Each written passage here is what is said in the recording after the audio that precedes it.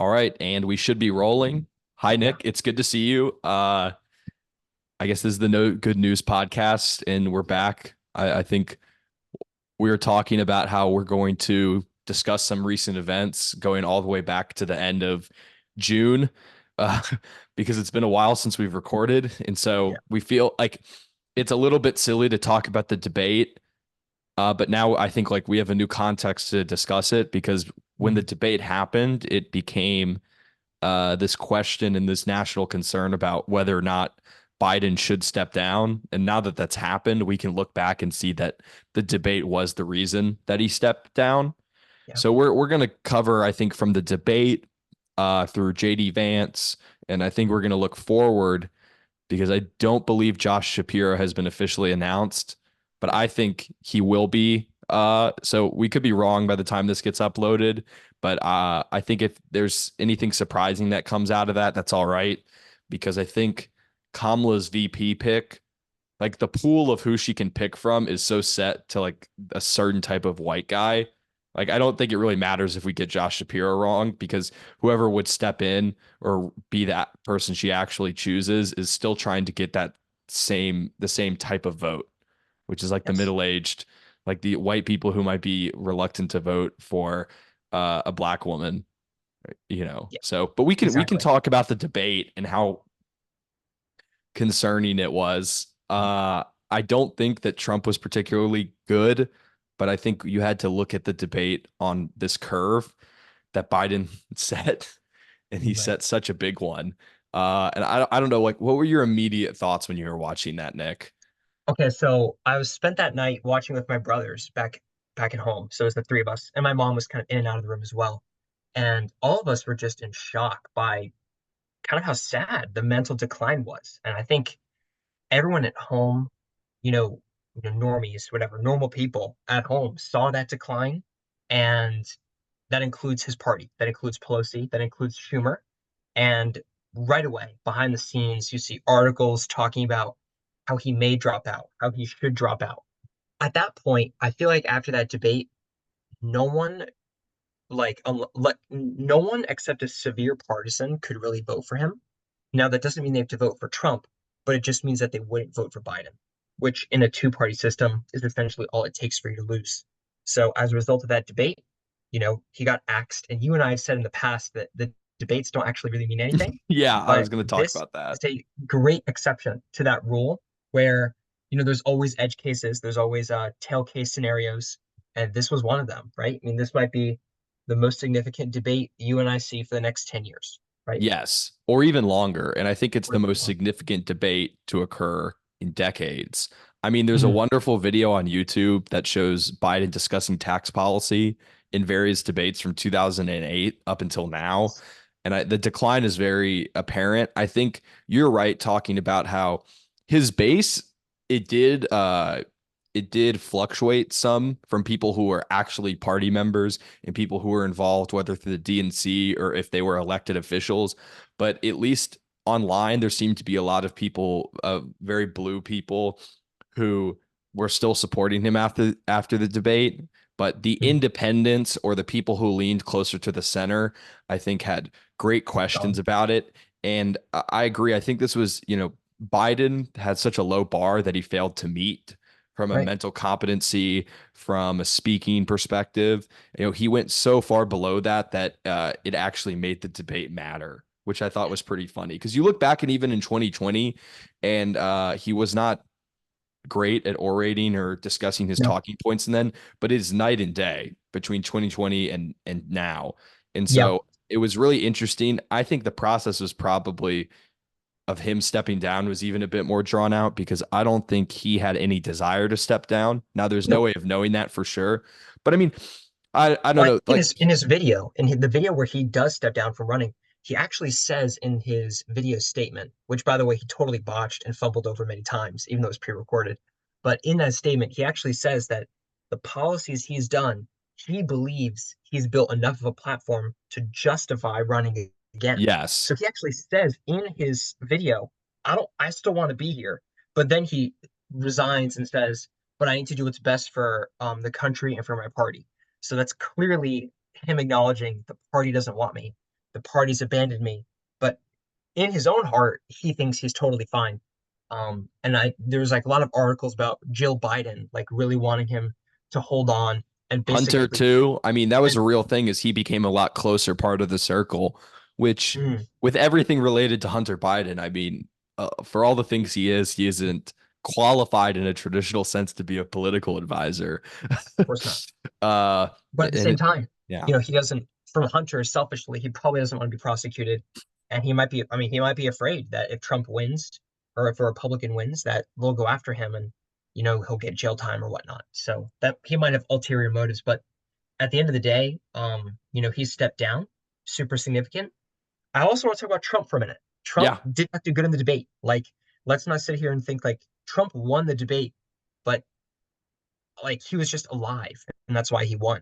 He started talking about like his golf swing and like sizing up against Biden. I remember it was just such a silly, kind of embarrassing moment for the country that like he we've was, got our yeah, two people talk about their handicap in golf. Just so stupid. it was such a familiar experience of seeing old people talk about like the issues like that. And now the real thing is, I mean, it was so relative talking about Trump, where if you look back at the debate, now it's easier to look at because if you can just examine his performance and he really answers almost zero questions. He Mm, takes full credit for everything. He makes a lot of outlandish and ridiculous claims. He dodges anything relating to accountability.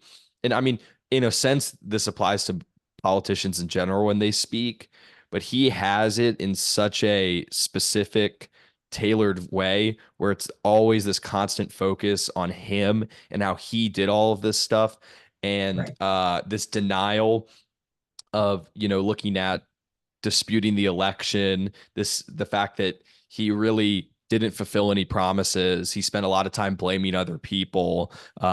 Pretty much anybody who began working for him left, with a few Yep. exceptions. I mean, looking back at his performance, it is really bad to look at it on its own. And now, if he debates, if there's a second debate, I think, more likely than not, there will be. But I just should say if. I think Kamala, even though she is not a great public speaker and can be a bit silly, she doesn't have to run off of policy whatsoever. And they can't attack her for issues relating to her age or her physical or mental health. And now you've seen that it, like looking at the Republican Party from a strategy perspective, that ever since Biden has dropped out, I think they had nothing for if Kamala took the nomination. Oh my gosh, it was such a Republican failure, like planning for Kamala or planning for Gavin Newsom. Those are pretty much like the only two people that it could be if it wasn't Biden. They're trying to say like, is she black? Is she Indian? She's both. Like that's such a dumb argument. Like Well, she can also, be both. who are you winning over with your party with that? I mean, I think so Right. much, I think the big advantages that Trump had politically exiting that debate is it seemed that he potentially, now polling data is always fraught with issues, but he was polling as I think the best Republican candidate for African Americans in 50 years. I mean, I and wasn't aware of I, that. yes, and like for the first time, really, since Biden had begun campaigning, since Biden had become the nominee, there was actually negative press about him, about Biden, that a lot of Right. people were pointing out that NPR, Washington Post, I mean, there was actual discussion about his mental decline, which had been Yes. previously dismissed and seen as potentially incorrect Just to wasn't make claims acknowledged. Yeah. about. Yes. And and then not only was the debate performance so bad, but then after the debate, Biden just vanishes as he always does. Like he never Yes. like he's not he's not even a real leader. He just kind of appears every once in a while, fumbles, and then is back into like the closet or the den, Well, whatever then he word you had want to use. NATO, which was another horrible speech. Calling Zelensky Putin is one of the craziest things. And Oh yeah, he did that that's slip not up. even a big moment. And he said that he was the first black female president. And it gets to the point where I think people no longer believe that this has to do with the stutter, that had vanished. He seems like, and he's not even relevant anymore. And now with Kamala, Mhm. the Democratic Party can actually run a similar strategy with Biden, except it's not looked upon as negatively. She doesn't have to do a lot of press. She doesn't have to do a lot of talking because now they can't say that she's hiding because of her physical and Right. mental health. They and just need to let Trump crash and burn and implode, which yes, he's very good at doing. and he had been, I think, the most quiet he had been in a long time post that debate. And there was a Mm, lot more negative press trending towards Biden. But now you look at Kamala Harris, she has better connections than Biden with Silicon Valley. You know, she has strong mm, California connections, like yes. very deep political background.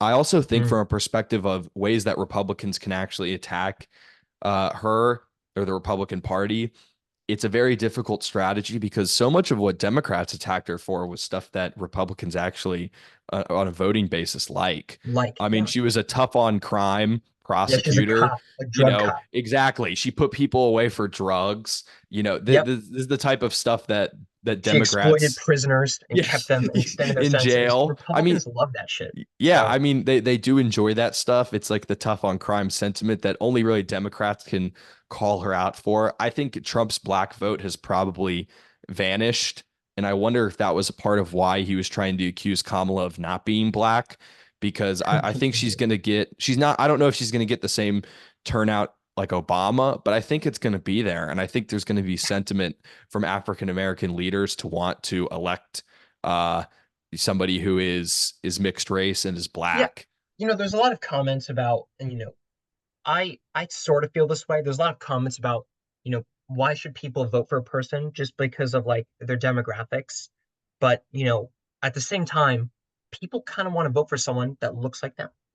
Well, They want and to vote for someone that's a people woman. that they might have shared understanding with. I think the woman thing is a good comment, and we'll get into that more because I was going to talk about, and then I think one of Trump's, I guess it's his decision. One of his grave missteps is probably picking JD Vance. I Huge think it's problem. it's weird though when talking about it, it's both like, oh, this was a horrible decision and it's going to have an impact on his campaign, but at the same time there's always the how much does the vice president matter?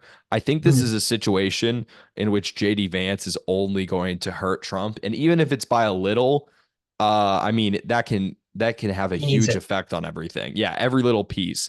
And he had the opportunity to pick a woman or a person of color.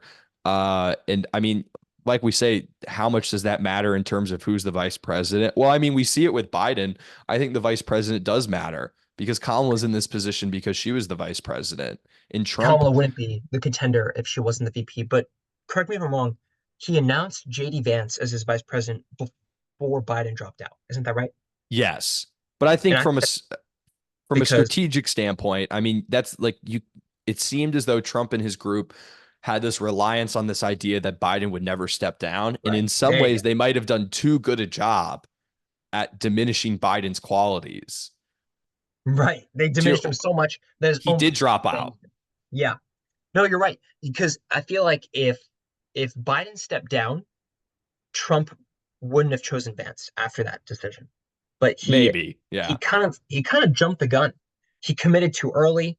I think he wanted to announce it and have his announcement for the convention, which wasn't necessary. I mean, they were going to pick Trump anyway, so like he could have waited a little bit.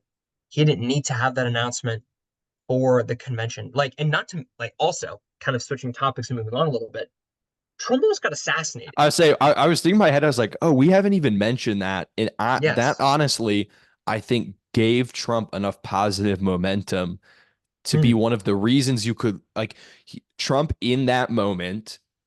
He appeared strong. He appeared resilient. He got a photo that is, I think is going to be Go the down A in push. It's history. going to be an A push. That's how I Yeah. look at something. If it's going to be big, as if it makes AP US history. Like that's going to Hmm. be something that people are tested on. It's going to be something people talk about. It's going to end up in a history book. I think that Yes. was one of the moments that really catalyzed Biden dropping out, Hmm. because it really was a display of Trump appearing very strong and very resilient and very powerful. And I think all of that just made Biden look more weak as a point of comparison. You're right. So Trump had the goodwill of the people after the debate, and then he had more when he survived being assassinated. And at that point, he got cocky and he picked Vance, which was a misstep. I feel like instead he could have just gone to the convention and people would have just celebrated him being alive, which happened anyway. And he wouldn't have had to make his decisions so quickly. I've also read articles that behind the scenes, Elon Musk and Trump's sons are the ones that convinced him to pick Vance. It was That Trump actually wanted Junior. to pick Yeah, Donald Trump Jr. Junior was the who? one who Hmm? Donald Trump John Jr. Jr. Don Jr. advised Trump to pick JD Vance in part Right. because of hillbilly elegy, which is kind of crazy. And what you're saying is that Trump was There you go. leaning towards who Right. was he leaning towards? That people think who do people think Trump Doug was leaning Burgum. towards? Yeah, Doug Burgum. which And Doug Burgum was like a vanilla pick. It'd basically be like a Mike Pence 2.0. But Doug Burgum is a neutral pick, as in, I don't think he would have helped or hurt. I think Vance just hurts. I feel like there were other better picks. If you want to go for the diversity, he should have picked a woman. Or if you wanted to go for just tactics, he should pick somebody from a swing state, right? But Doug Burgum didn't fit either of those categories. So even behind the scenes, the top two choices of Burgum or Vance both were tactical missteps. So Trump kind of deserves this. He made a bad decision. yeah, and then Vance, if you look at him, he barely won in a play. He actually Right. probably I mean, if you win, that's all that matters. But in the broader picture, he probably underperformed in his election by how much of the vote he actually got. I think it was just over 50%. Uh, and he probably should have Mm, performed better given the situation and given Ohio. But I think that's a little bit beside the point. I mean, with some of these swing states, I mean, people are talking about if Kamala picks Josh Shapiro, that she might lose Michigan. And I think that's in play. And maybe we can talk about that a bit more. I think from a broader perspective, when you look at somebody like JD Vance, I think there's this. I mean, people like the term aura. It's a bit silly that's in the zeitgeist right now, and I don't want to say his aura. There's something about his qualities. There's something so innately personal about him in a way that is bad, in a way that is distressing. And in the way I've looked at JD Vance is people can think of JD Vance's in their life and they don't think positively of people that give out his like that right. represent his personality. And then I think in addition to that, he's somebody who goes against Trump's social media post regarding Project 2025 because JD Vance is somebody who seems to politically and personally align more with some of those goals. With that. He's a Yeah. converted Catholic. Everyone. He's very against Mhm. abortion. And I think, this we Yep. can talk about this and it leads into like I think what is the real key to this election, which is the genderization. I don't even know if those are words, but I think the idea is gotten across Yeah, I know what you of mean. of the two parties. But you say what you're going to say. Hmm. Well, so I think an important question for all of our viewers is ask yourself, am I the JD Vance in someone else's life? And if the answer to that is yes, maybe you should do some reevaluation and hopefully turn a corner. But on a more serious note, yes, I feel like by Kamala being a woman, right? And Republicans, we and I both seen the data, a very large percentage of young men, I think it's 70%, I think that's accurate, are now identifying as Republican, whereas 70% of young women are identifying as Democrat. So that huge political split in men and women is only going to be further emboldened by the fact that we now have a man and a woman representing those parties. And Vance, with his views on abortion and his controversial views on family, he doesn't do any favors there. And the sweet irony as well with Vance is that as Trump attacks Kamala for like being Indian and not black, Vance's wife is Indian.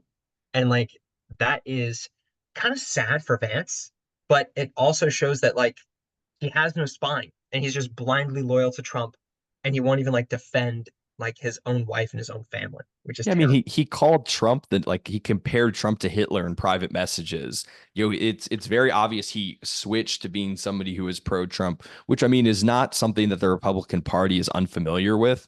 It happened in 2016. You look at your Ted Cruz's, your Marco Rubio's, all those guys who went really hard against Trump, who ended up kind of bending the knee. But it really shows, Vance is a little young, which some people dislike.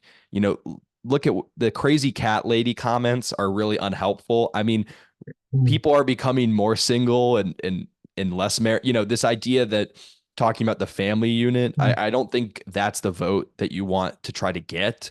I think as birth rates go down and as people have kids less, and I think the idea where Kamala Harris comes out as modern in that, not like a crazy cat lady.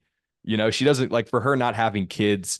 R- That's not the same sting it would have had 40 years ago. Because at that point, it's like saying that she should have kids because she's a woman, because I don't think they would make those comments about her if she was a man. And so I think that's the Right. connection where, if there was a guy who didn't have kids, or it's like you look at Trump, where it's like Trump has cheated on his wife with a porn star. But I think Yeah. it's really interesting. I think men have always leaned, on average, obviously, have leaned right and women have leaned left, especially in Mhm. the younger spaces when people are typically more progressive when they're, in their 20s and 30s. But more so now, I was looking at it, prior to 2020, with regards to the abortion debate, things were actually pretty well evenly split between men and women on the pro-choice and the pro-life Mm. front. And that really changed in 2020. And now men, a larger percentage of the pro-life movement is male and a larger percentage of the pro-choice movement is female. And I think that is one of the See. key voting issues for this coming election, even though it is very funny. Like, I don't know I guess it has to do with like a retaliation for the Supreme Court. Because like I don't know what Kamala could do. I guess she could pass an executive order. And the idea is that some people will drop out and she could get some justices. But it feels almost more like a retaliatory, like a retaliation against Trump for, like if you were to vote, like I don't know. I guess you vote blue across the board. Like I don't personally know what Kamala's going to do for abortion. I think that's more at the state level because that's what the Supreme Court determined. But I guess the idea is that if Right. three justices fall out in this 4 year period, or she can replace them and then Yeah. they can overturn it again or bring about a different court decision, the same way they did Dobbs. But I think that is a huge point now that people are almost single issue voters regarding. And I think Vance is a bad representative of that. And I think people hold resentment against Trump for putting people into that position of power to overturn Roe v. Wade, like Brett Kavanaugh and Amy Coney Yes. Barrett. And so I think people associate Trump with that, Right. even though publicly he said he's not going to change anything and that he thinks, no federal ban on abortion. Right. Because in the debate, actually, he was very careful with that question and he avoided giving the wrong answer. But I think, as you just said, people still blame him, and he should be blamed because he appointed the justices and he knew how they felt. So, and then if Trump wins again, then you could have a situation where the court is even more stacked towards Republicans because a lot of justices are reaching, retirement age. So I think there's certainly a few on the court of both sides that are kind of waiting to see how this election goes, and then that'll determine whether they drop out or whether they try to stick around for another term. Another big single issue that people I think will be voting on is the war in Israel. I think that Biden lost a lot of his support for from Muslims in the Midwest and from younger people on Israel. I think Kamala has shown by, for example, skipping Netanyahu's speech at Congress or just through her rhetoric that she's going to be more aggressive against Israel. And I think that is encouraging younger people and Muslims to vote for her. So I think that's just another tactical win for Kamala. And on policy, I think that supporters of the supporters of Palestine, not of Hamas, but of Palestine, look to Kamala as the only person in this race that will make the situation better. Yes. And I think it is a thing where it's like people don't even look upon her favorably. And I think the Josh Shapiro decision might undercut all of this if that's who she chooses, Mm, because Josh true. Shapiro, I mean, is what was one of the more ardent uh, Democratic supporters of the state of Israel and a supporter of Netanyahu. I mean, he's like behind Chuck Schumer and some other individuals, but he's very much in lockstep from an Mm, ideological perspective. I wonder what, once again, though, I guess the VP can only hurt you. And I don't even know how much that would hurt Kamala because I don't know. I think so much of the concern for voting for Biden was because it was Biden. And I think, I mean, I was going to say a dead body would be better than him, but he was pretty much a dead body, and that's why people didn't want to vote for him. And I think that you get so much support Mhm. back with somebody who's not even 60, who's in really great shape, who like looks healthy. You know, I think a lot of that matters. And when Kamala speaks, it might not sound. I mean, she's plenty articulate, obviously. I'm just saying she might not be the most eloquent speaker, and she might have her own vocal That's okay. mishaps, but they're not because of age, and they're not because of a lack of intelligence. You know, it might be because of a lack of commitment to ideals, but that's run of the mill for Mhm. politicians. I think, Yeah, I think.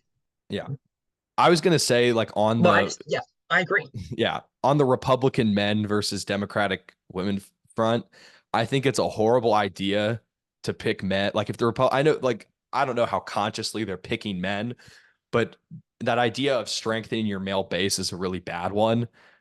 Because I think not only are there a ton of women and a ton of women are going to vote, and it's a big portion of the population. Uh, but in addition to that, I think men make decisions based off women, and this might not apply as much to Mm. 2024, but one thing I was reading about how less likely women are to young women are to date Republican men. And it's Oh less so wow. vice versa, but Okay. it's a real significant thing. Republican or conservatives, women are less likely, obviously, if they're Republican or conservative, but liberal women are much, much less likely to date somebody who is a Republican or a conservative. And I think like I don't want to Mhm. oversimplify men. Obviously, there's a lot going on. Like, I guess the incel movement is still a thing. And like, I don't even know if Proud Boys was a gender thing, but I guess in some ways it was. I feel like there's a lot for men to lose, like by losing women. And I don't know, this might sound silly, but I Yeah, feel like I some mean, guys are going to go blue because they like women and they like being around women. Like, I think you this get guys reminds to me vote of, blue that way. yeah, there's a TV show, I forget which one, but it's like a guy goes to like a women's rights rally. Yeah. It's Modern always Family. It's Modern like, Family. Yeah. yeah. So that's what that reminds me of. No, you make a good point about how going back to the gender split. I mean, maybe Democrats, how could Democrats appeal more to men? And I guess vice versa, how could Republicans appeal more to women? Maybe Democrats, I mean, God, I have just no. I mean, Republicans is pretty I'm simple. saying They, Democrats don't even have to, is the point I'm making. I Because know by you're saying that appealing to you guys women would just in a way now there's a lot of men who will push back against that, you know. But if you look at like dating pools, like for younger women, every person watching this is going to push back against that. I know, but I'm saying like younger I, women have a lot more options of who to choose from in terms of like dating, in terms of mm, like men. If you look at the ratio on something like dating apps, I'm just thinking if that has an application to this on a national level. From looking at where it's like if you look at the Democratic Party as feminine, uh, and then you look at the way women are choosing, and you look at their preferences, it's like I think it's interesting that men I are think it's more interesting that you just subservient in a said way. women. Keep going. Yeah, I think I no, I get that. Like sometimes you hear like women wear the pants in a relationship, but you just made a comment about how younger women have more options to choose from. And I don't know if I agree with that because in my mind, like a lot of guys are bums. So like I think the majority of guys are bums. I didn't say they were good options, but they had more options. Oh, I mean, okay, sure. But like I guess it's an that's true. they have an abundance. And I'm not listen, this I'm not coming off as like I don't think women are bad because of this. Like I think it's fine. I'm just like I don't want it to be No, perceived that I'm like this is bad and this needs to change. I'm just speaking of it, trying to speak of how it appears, like how the world appears to be. I think there's a lot of reasons for that. If you look at the world, you look at yeah, education. So, like we said, the Democratic Party. Another thing, if you want to talk about how demographics have changed, the Republican Party used to be the party of college educated people. And I believe in the right. 1990s that changed. And now it's fundamentally Democrats are the party of college educated people. And women are more likely to be college educated than men. So I think that is part of like the reasoning behind that. And you see a split there. And Mm. are women a higher percentage of the population than men as well? I want to say they are. It's probably like Because we're by not like China. yeah, but like by like a percent. Yeah, Okay. it's super close. But I Well, do I'll know say that women the voting vote more. population. Yeah, because not only do There you go. women vote Yeah, more than there it men, is. they're less of them are felons, so more of them have the right to vote in each state. You know, so That's true. I'm Yeah, I agree serious. with that. I do think that counts for something. Because of how many men are Mm, incarcerated and receive felonies. I don't even know. I know a lot of states you're not allowed to vote. I don't know what it's like in North Carolina. That's the type of thing I would only figure out if I had to deal with it. yeah, I mean, well, I'll just say this: if you're a felon, I don't think you. If you're a felon, should you be able to vote? Probably not. I think Certainly, if you're once in jail, I definitely think not. once time served, yes, you should be able to vote. But I also think so one thing that's really messed up that It's tough. happens in states is that they use people who are currently incarcerated as numbers for the census, which allows you to get more House rep Mm, seats.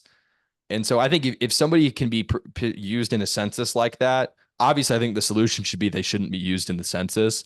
But I think if someone is used in the census, they should vote. But obviously the solution to that is they shouldn't be included in the census in the first place. But I think once somebody right. served their Or time, they should be able to vote. okay.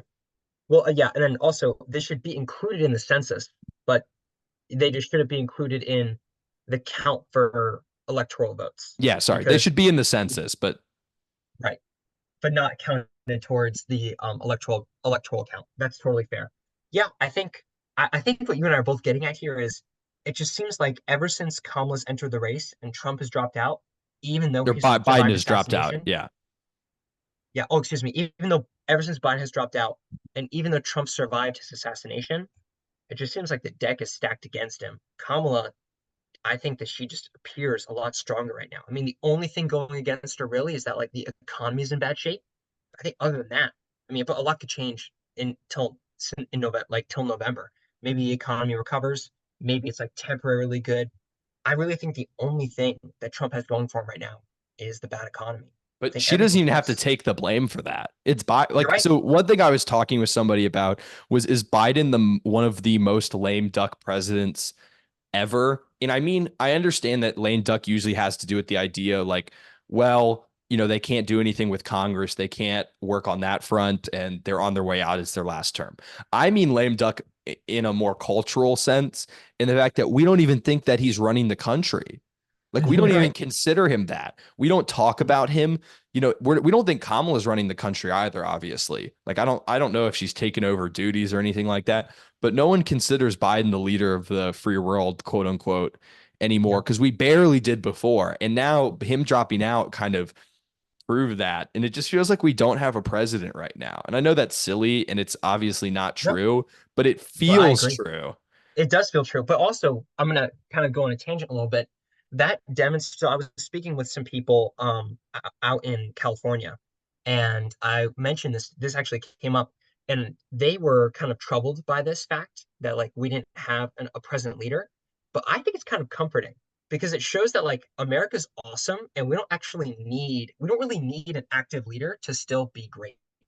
Like we have like state governments and we have a strong economy. Like we don't need like think about this. There are so many other countries on earth where if their leader disappeared or died, like the whole country would collapse. Like what would happen if the Kim family got wiped out in North Korea? Or what would happen if like, Maduro Bangladesh, got we could wiped talk out? about Bangladesh, right? I mean, a little bit. Their prime minister, or I don't know if they're, fled and their country is Mm, completely overturning right now. Like that's a current example of something that just there you happened. go. But I thought also thought of Sri Lanka as well, yeah, Sri which was Lanka in is the a great news a few example. months ago. So like a lot of other countries around the world are held together by just their leader, whereas we like don't even need one.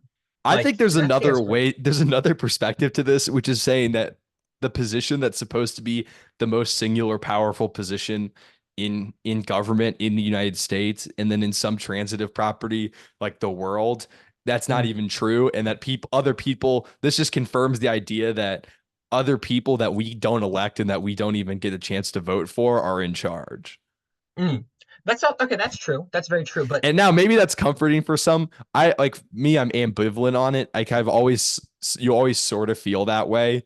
I mean, I think Trump was well, such an exception, but you look I at would Biden. posit that I would posit that America isn't run by our political leaders. like most countries are. I think America is run by like our multinational conglomerates. Yeah, Like that we're sounds run, awful. it does, but like we're still functioning. Like we're essentially, this might not be a word, but like we're essentially a corporatocracy at this point.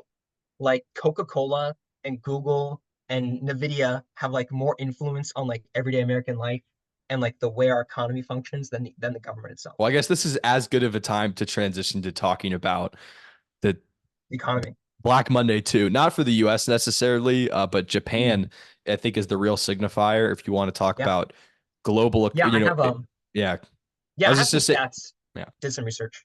So I'll just kind of start off by saying this.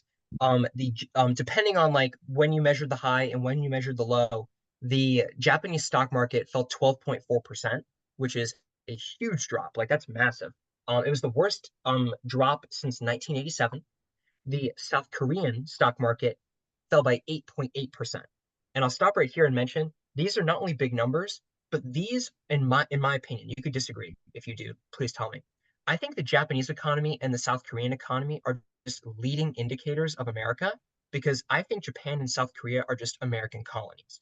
So I just see them as like external external, what's the word I'm looking for? Like they're the first line of defense, right? Like they are basically indicators of what's coming for the United States because Japan and Korea are occupied by the United States. We control their economic policy. We heavily influence their interest rates.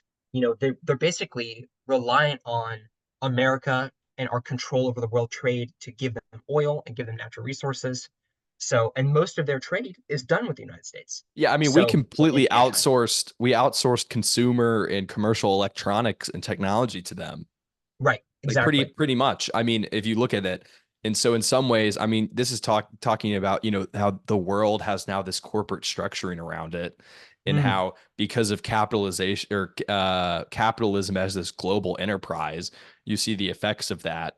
And when you look at these countries that don't, we've spoken privately about something like Japan's interest rates or how, yep. Japan's central banking system works, and it's not non-existent, but it exists in a way that makes them reliant on our own interest rate system and the Yeah. Federal Reserve.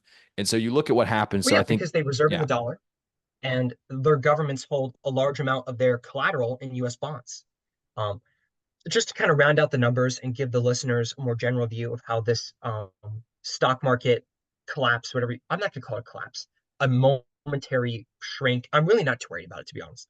The NASDAQ went down 3.4%, significant, but we're not talking 12%. So Japan has a smaller economy than America, and it went down 12%. We have a way bigger economy, and we went down 3%. The Dow Jones Industrial Average, which I think is a better representation of the US, because these are the companies that actually pay dividends. hmm Uh, that went down 2.6%. So if you kind of average those, you're going to get a 3% drop between the two indexes. I, for one, looked at my Roth IRA. I was like, I asked myself, how exposed am I to this collapse? My Roth IRA only went down $120, which I think shows how great I am in investing. No, but seriously, like what this drop actually signifies in the United States is the companies that fell in the American markets are the companies that are overvalued. They're companies that don't pay dividends, the companies that are in tech, and the companies that are speculative I would say and honestly speculation. invested by younger people. Like these are the companies that young people buy into, but not that old people buy into. And I'm an old man. So like my investments are all in companies with dividends. So I Well, was very these are the companies that don't end up in a Roth IRA, kind of on um principle. Obviously you can, but it's a lot of, I think if you go to mm, like a financial advisor to right, have one set up, they're not that's putting right. a lot of these, I don't think Nvidia is getting in. I don't know. Like Yeah, I maybe mean, unless your advisor says to you that you're actually, you know what, I have an advisor through my company, and he told me I'm a young guy, and he told me I should move my money to like the S&P 500 index, and I took his advice, but I want my dividends, so I didn't do that. there you go. So some advisors do tell young people to put their money, even their Roth money, into the S&P 500, which would have been hit by this big drop. Bitcoin fell by 12%, further proving that I don't even think it's a store of value. I just think it's a speculative asset Well, that because it tracks. fell to 55,000, right? Which is crazy to think Right. about. Like it Mhm. fell to that because it was at Right. what, 65, 66. I have the number in the calculator. Give me a moment. All right. So while you're, 61,000. yeah, okay. And so, I mean, if you look at this though, I think it shows. So why did this happen? It's for a number of reasons. If I was Yep. reading articles, their biggest focus, and this is very funny, looking at how this impacts Japanese, like the Japanese and the Korean economy. You know, what caused all this? And the number one thing people are pointing to is the U.S. jobs, the added jobs report. So it's funny, like, Yeah. well, but how does that, Japan, what matters? But you look at, especially because of what they're selling and what they're creating and what we're consuming, it is their types of products. But just on a larger basis, if any hope or any, like, our economy is in of itself speculative. Like, when if Yep. we're utilizing modern monetary theory, and like we look at the dollar as something that's speculative as opposed to something, and then other countries utilize that as well. So Yeah. when we So look at the job report data, I think we were mhm, expected to add 175,000 and we fell 65,000 short, right, which is like, what is that? A third, approximately, right? That's like we were a third short. which But anyone here's could what I'm trying tell to you say. we're not anyone. Sorry. I Well, was I'm just just going trying to, to say, like, I don't yeah, think the unemployment number. So I've said this to my friends before, back when I was in college, in a club I was in called Money Talks. When bad things happen in an economy, they all happen at once. It's very rare that like a bad thing happens, then you wait a month and another bad thing happens. The way our economy is built on a house of cards is like all the bad things happen at the same time. So it's the unemployment rate which, impacts, I guess, Japan and Korea, because like American consumers without jobs can't buy those consumer goods, consumer electronics. But another thing is like global uncertainty, like that's happening at the same time. There's now all over the news that Lloyd Austin, who is obviously a huge guy in America, was he Secretary of Defense? I think that's correct. yeah. Um, yeah, that should be correct. They're now sending more assets over to Israel in preparation for a war with Iran. Like that's insane. So that's more global uncertainty. We still have Russia and Ukraine, and I know that war's been going on for I think 2 years now. I think that's accurate. But even though that war's been going on for so long, that war, as long as it continues, will impact global oil prices and keep them high, right? So that's another level of uncertainty. We're now, I'm staying with my friend right now, and you're listening, and you know who you are. He tells me that he was speaking with his military commanders and his partners, and we're preparing for a near peer conflict with China. So all this global uncertainty, obviously Korea and Japan are right next to China. So I think that might even be a bigger factor. We have the US election, that's more uncertainty. In addition, that the Federal Reserve came out and said they're going to cut interest rates in September. That's even more uncertainty with interest rates, because although investors like that thought, so you'd think it'd be good for the market, at the same time, people deep down, everyone knows that once they cut rates, inflation's going to come back. The reason I'm going on and on is because all the bad things happen at once. So Yes. the unemployment rate is the number that people can point to, but all those other things I just said are material, but they can't be quantified, if that makes Well, sense. and I mean, the unemployment rate isn't even a good number. And we've talked about that. It's not a good Yeah, number. It's agreed. not representative of the way that our economy works. It's not Absolutely. representative of the job market. And if Mhm. you talk about consumer and labor sentiments, the economy's been bad for a long time. And it's been something that our government and that the Federal Reserve has been working to avoid. You talk about interest rates. I feel like we just got to a point where they felt comfortable, you know, not increasing interest rates anymore, even though they missed their intended goals with the raising of those interest rates. They kind of Mhm. were like, all right, we're going to plateau for now. I mean, we already had to, we were already in a position a couple years ago in which the interest rates were so low that we were barely able to drop them to try to relieve economic tension. And I think you make Right. a really good point of looking at war and the impact that that can have on a global economy. I mean, I think we're going to talk about the assassination of the Hamas leader Yep. a little bit. Was Ismail Haniyeh, I believe is his name. I can't pronounce his name. Yeah. Yeah. But anyway, before like right before we get to that, yeah, I think it's hard because you look at the unemployment rate and it's like, oh, it went from 4% to 4.3%. And I know this is going to sound stupid, but it doesn't feel like the unemployment rate's at 4% because we actually, and also it doesn't even feel like our job growth, even though it missed the target, which I think if you asked most people, like, oh, are we going to fill this job target? Even like somebody had no idea, they'd be like, no, what? Yeah, Like right. people who are out Absolutely. of work, especially with how hard it is to find work, how Hmm. much job turnover there is, how negative the sentiments are for people who are in labor, in organized labor. You're talking about like let's look at union contracts. I mean, like a lot of organizers are already discussing in 2028 not renewing contracts and asking other unions to join in that. I mean, that's a long ways away, but it is something that That's is a big is deal. to be discussed about. And then I think we look at the conflict with Israel and then I mean, people joke like I don't think there's going to be a draft, but I think the sentiment towards should there be a draft, I've never seen it or it's never felt so high. And Mm. young people obviously do not want to get drafted. They never want to get nobody who's actually eligible to be drafted, I think with the exception of World War II in like American history, wants to get drafted. Mm. Agree. The draft Yeah. has not been around in 50 years, but it seems though that politicians are floating the idea more and more, and it's almost bipartisan discussing the idea about how it would be good, quote unquote, for our generation. And I think so.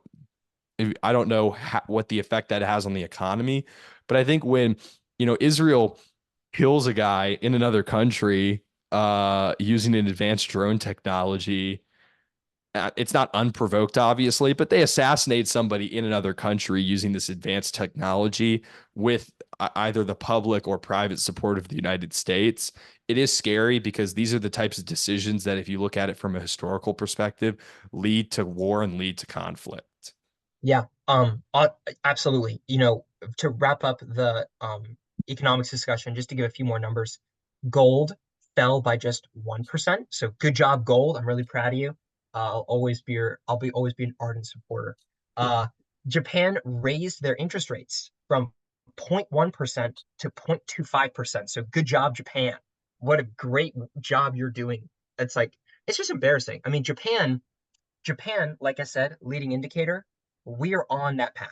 We're on the path of having so much federal debt that we can't even raise our interest rates. So, I mean, the American, I think the number last time I did the math, which was like a year and a half ago, it was like if interest rates in the United States were 12%, then like the interest on our debt would be the entire like tax revenue of the government or something crazy like that. Right now we're at 5%, so we're not there. But as the debt gets bigger, like we're going to have to lower rates, and soon we'll be like Japan, where the best we can do is 0.25%. Raising those interest rates did did make the yen stronger against the dollar. So the yen, back when I went to Japan, which was a few months ago, the yen was trading at like 155 per dollar, and now it's 144. So that means that the Japanese yen got stronger, and as the yen gets stronger, the American economy, it becomes more expensive to buy Japanese goods. So it's actually a good thing for Japan that they raise their interest rates, but that means that once again, they can do less trade with the United States, which is ultimately a larger drag on their economy than a pro good, I would say. So I just wanted to kind of wrap up those economic numbers and give some more insight for the listeners. People always tell me, Nick, whatever happened to you giving us the numbers? So I kind of wanted to come in this That's time and funny. allow that. Yeah. Yeah. That it's good. This is, it's August 5th, 2024 to Mhm. date ourselves. And I think it is a good day, because when all this stuff happens, people start crying recession, which I Yep. mean, to us, that word doesn't mean anything anymore. And I think Sure. also, like we discuss all the time, that economic and financial numbers really have a lot less meaning than they're perceived to have. Though even if they Yes. don't have the meaning that they're intended to have, they can have the impact. And so I think it Hmm. is important to talk about this stuff and talk about, oh, the Dow went down 1,000 points. Like, what does that mean? Or Bitcoin goes down. But then you look at gold, you look at what Japan's doing, like how we talk about interest rates. It's important to talk about this stuff from a numerical standpoint. Like you Yep. said, unemployment 4.3%. Like if that sounds like a great number. And if it was a properly produce number, it would be a great number. But if you have Mm, to look, we've talked about yeah, how they determine that data. It's really important to look into that stuff before I think yeah. people freak out. But I think you're right that when things go quote unquote tits up, like it all happens at once. And then Hmm. but at the same time, you do look back and go, well, these were the warning signs. Like it's when this stuff happens, nobody's ever like, how did this happen? Like when the recession and the financial crisis post 2007 occurred, it did not take us very long to figure out what happened. And there are people who knew it was going to happen to begin with. So this Yeah. stuff is never uh it can be unpredictable as a reflection of maybe consumer or political sentiment, but it's all there. Uh, Yes, all the indicators.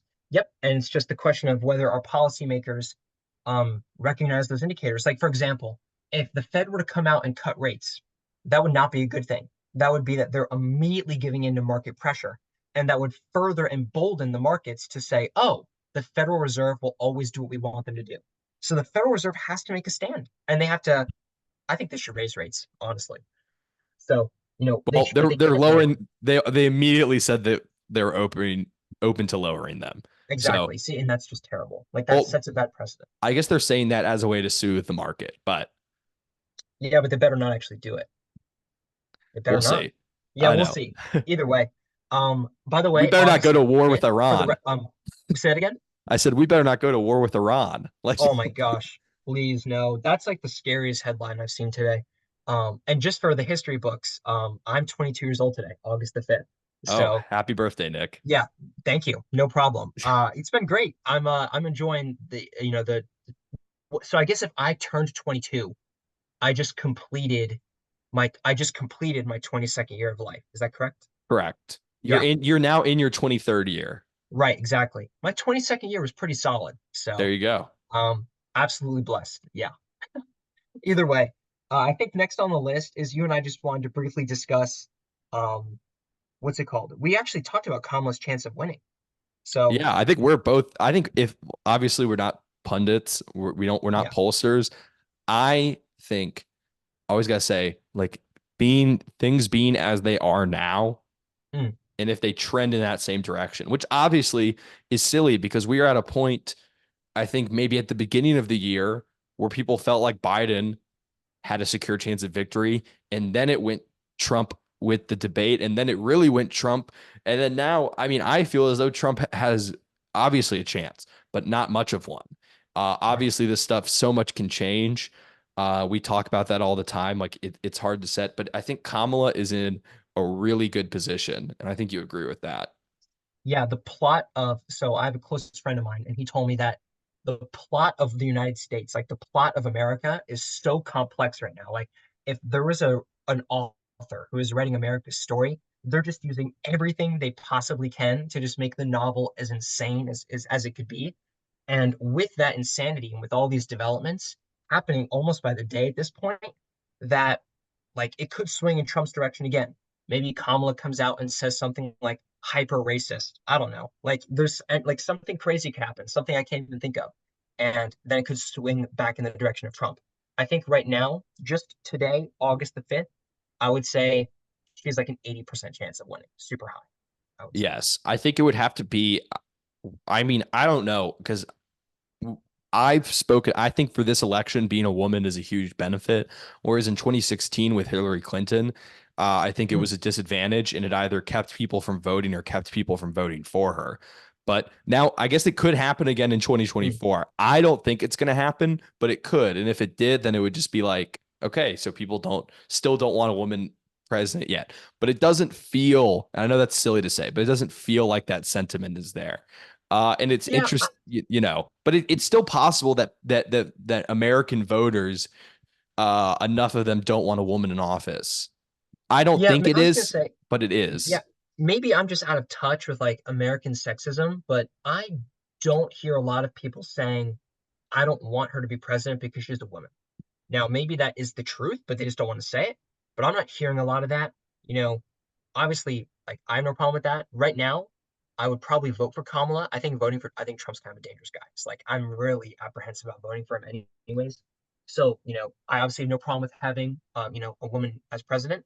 I haven't been hearing a lot of that. So I think that if she loses, it's simply because the public deemed her a poor candidate. I don't think it Yeah. has to do with her her race or her sex. That's not Okay. what I think. I think that's fair. I'm just saying it's possible that that sentiment is what could cause her to lose. Like I can, Yeah, it's, it's possible. we're talking about like, we don't know what could be the reason she loses if she does.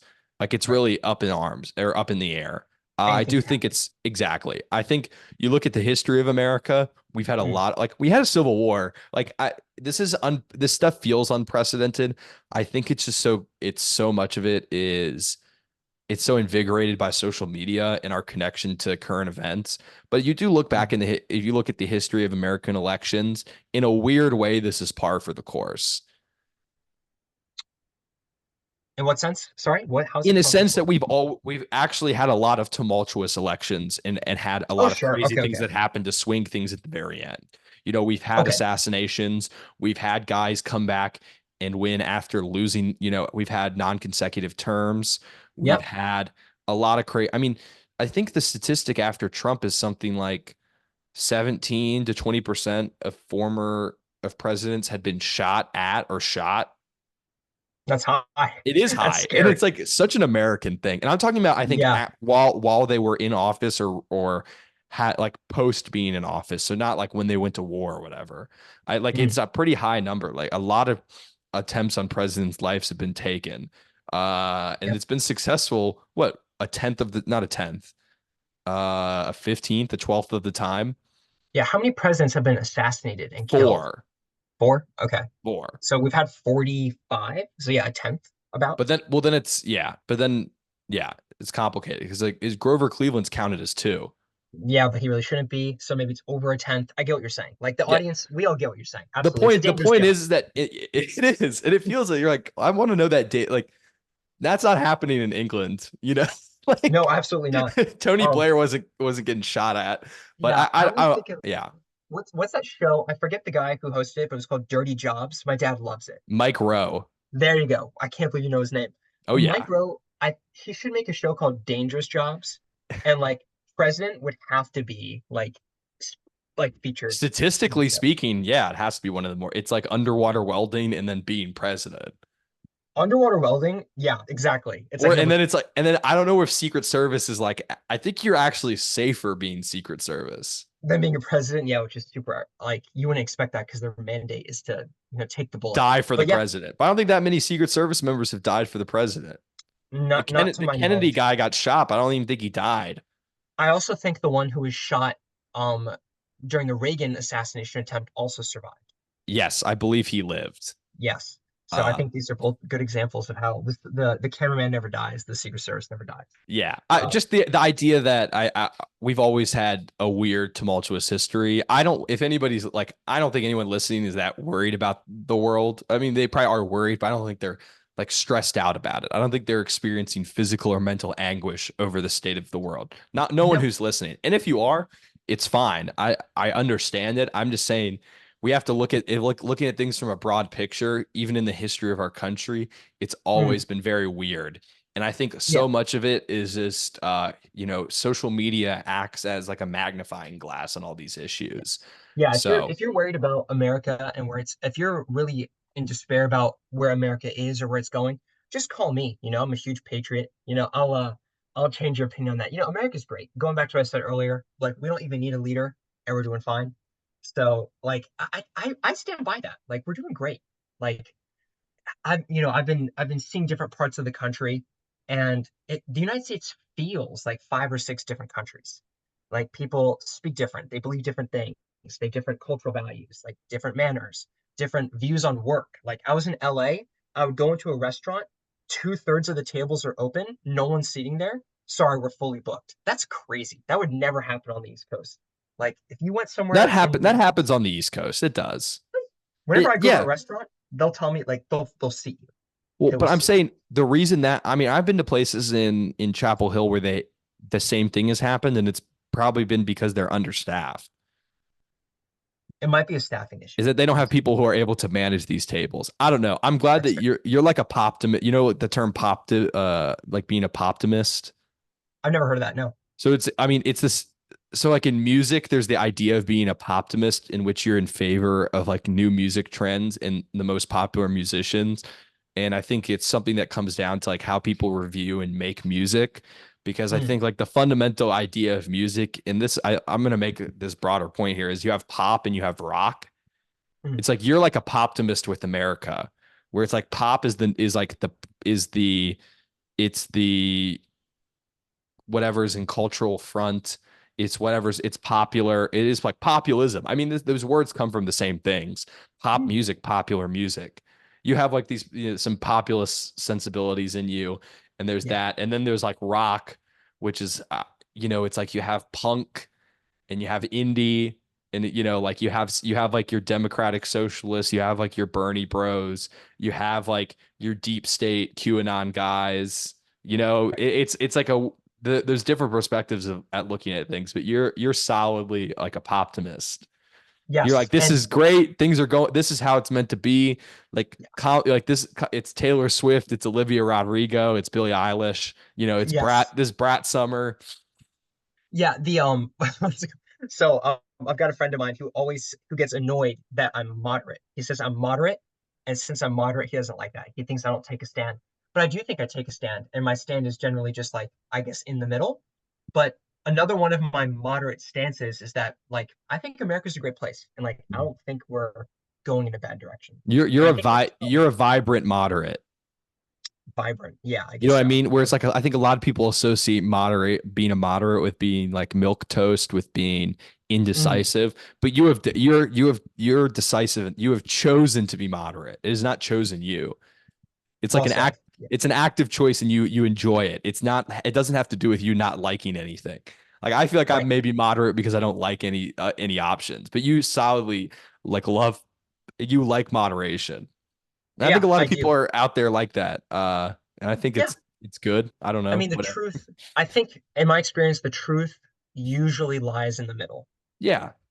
So I think the middle is a good place to be, and I think the closer you get to the middle in general, the closer you'll get to the truth. So I think that might be a good sentiment to end our episode on today. Yeah. And then I would follow that up with saying I think politicians like fundamentally hate that, Yeah, absolutely. which is why things are the way they are and why we Mhm. vote for the people we vote for. But I agree. I think we covered a good amount. Hopefully we can the next time we do this, it can be more, you know, sooner or closer to our most previous episode. We obviously it was over a month.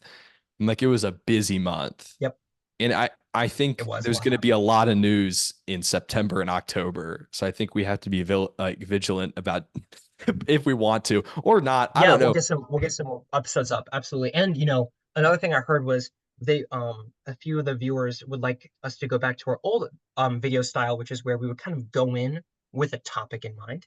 So rather than doing just the news, which is obviously an important part of the show, we can maybe do like some separate topics, like world history on random XYZ event, things like that.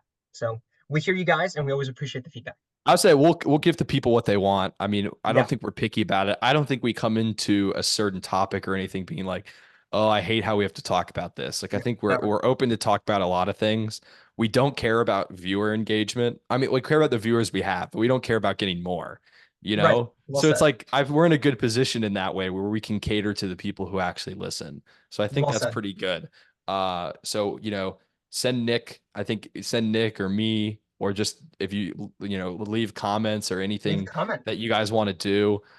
We have our limits, but hopefully we can get these out, and we want to take advice. I think this episode's going to sound and look a lot better than our last one. My Yeah. computer was not working previously, and now it is, and Mm. it's going to continue working. And I think our mics sound good enough. You know, I Yeah. listen to plenty podcast guests who have terrible mics, so we're beating some people. But I think on that note, a note of Yep. positivity will end today, and this episode should come out on the 6th. We talked about the Oh 5th wow. today, and then I'll release it tomorrow morning. So hopefully you guys can get into Love it. that and people can enjoy it. So it's great seeing you, Nick. Great talking to you. Always a pleasure, Thomas. Bye, everybody. All right. Bye See bye. ya.